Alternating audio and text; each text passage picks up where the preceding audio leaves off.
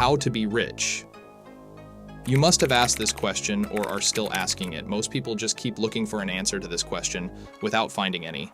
And when they reach their 40s, the thought of becoming rich becomes alien to them. However, some people have created enormous wealth for themselves in their lives.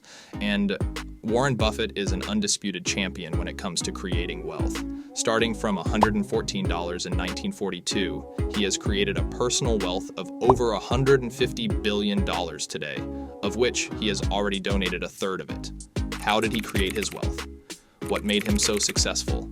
What are the secrets he uncovered that can help you create enormous wealth for yourself? On surface, it seems like luck, but after extensively studying his career and wisdom, I found Warren Buffett has a 4-step formula that makes him such a successful investor.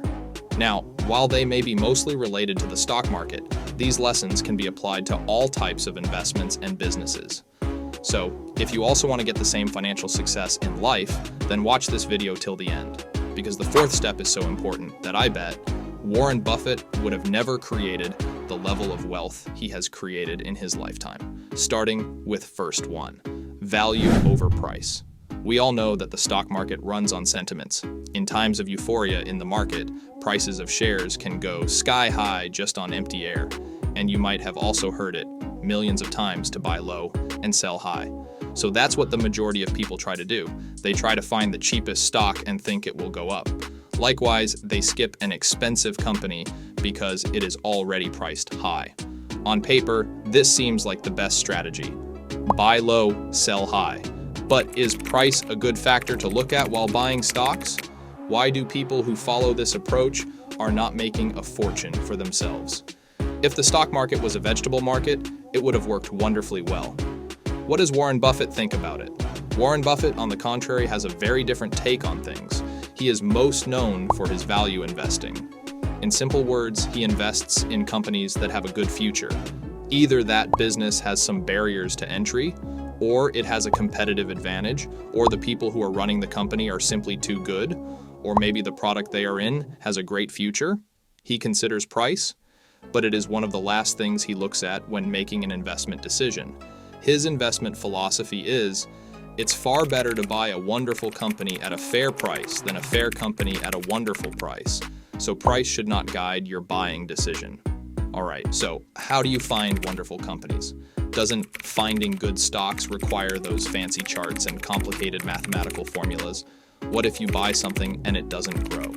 This brings me to point 2, temperament versus IQ. According to Warren, to become a good investor, you do not require a lot of IQ. Instead, to get rich, you require the right temperament. Here's what Warren has to say about it. It's a temperamental quality, not an intellectual quality, that makes a great investor. You don't need tons of IQ in this business. You need a stable personality. You need a temperament that neither derives great pleasure from being with the crowd nor against the crowd.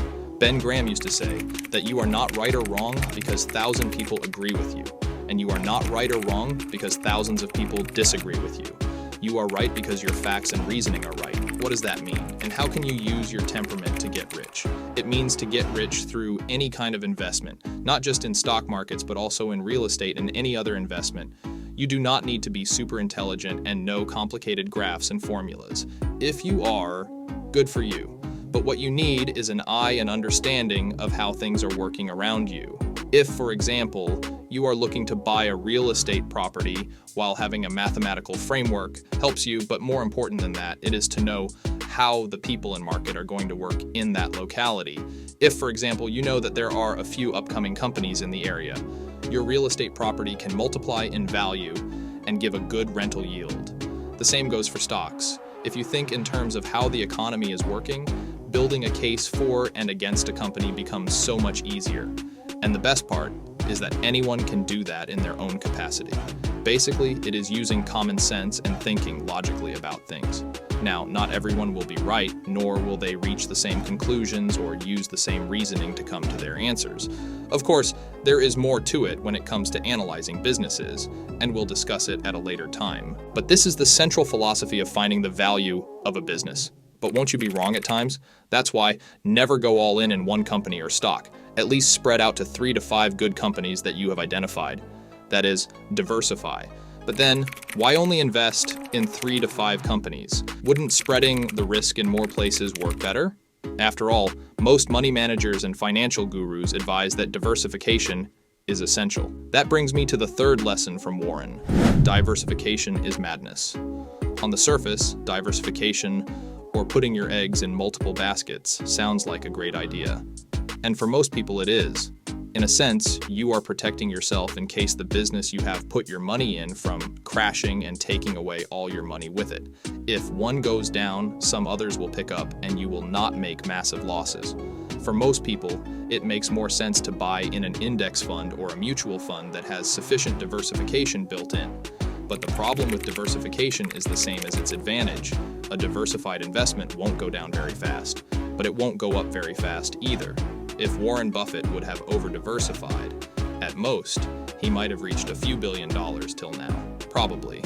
This counterintuitive thing is the biggest reason for Warren's smashing success. Here's what Warren has to say about diversification. There's nothing magic. We like to put a lot of money into things that we feel strongly about. And that gets back to the diversification question. We think diversification as practice generally makes very little sense for anyone that knows what they're doing. Diversification is a protection against ignorance. I mean, if you want to make sure that nothing bad happens to you relative to the market, you own everything. There's nothing wrong with that. That is a perfectly sound approach for somebody who does not feel they know how to analyze businesses. If you know how to analyze businesses and value businesses, it's crazy to own 50 stocks or 40 stocks or 30 stocks probably, because there aren't that many wonderful businesses that are understandable to a single human being in all likelihood. And to have some super wonderful business and then put money in number 30 or 35 on your list of attractiveness and forego putting more money into number 1 just strikes Charlie and me as madness. This means that if you want to grow fast, then go for asymmetric returns. Don't hedge too much, don't diversify too much. Basically, don't put your money in 10 mediocre businesses that you kind of don't feel very strongly about. It also means don't buy a little bit of crypto, some gold, a little bit of real estate, a little bit of paintings and watches, some bonds, debts, and a little bit of stocks. Go for something that you understand and go a bit harder on it. So, am I saying that go all in on one thing? Hell no. The other extreme of diversification is much worse. The point is diversify but within reason. There should be a balance, but there are times when you strongly feel about something, like some people do about crypto these days. Or it might be a company that you have identified that you can't get your mind out of. Or there may be a house that you have set your eyes on as a rental property. You know, in your gut, that it is going to be a superstar. You know that it is going to go to the moon, just like Bitcoin, GameStop, and Dogecoin have done in the past. You feel so strongly about it that you are ready to risk everything for it. So, should you risk everything on it?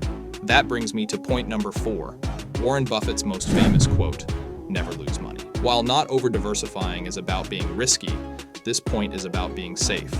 So what does never lose money mean? Isn't investing risky already? There is always a chance for all of it to go to shit, right?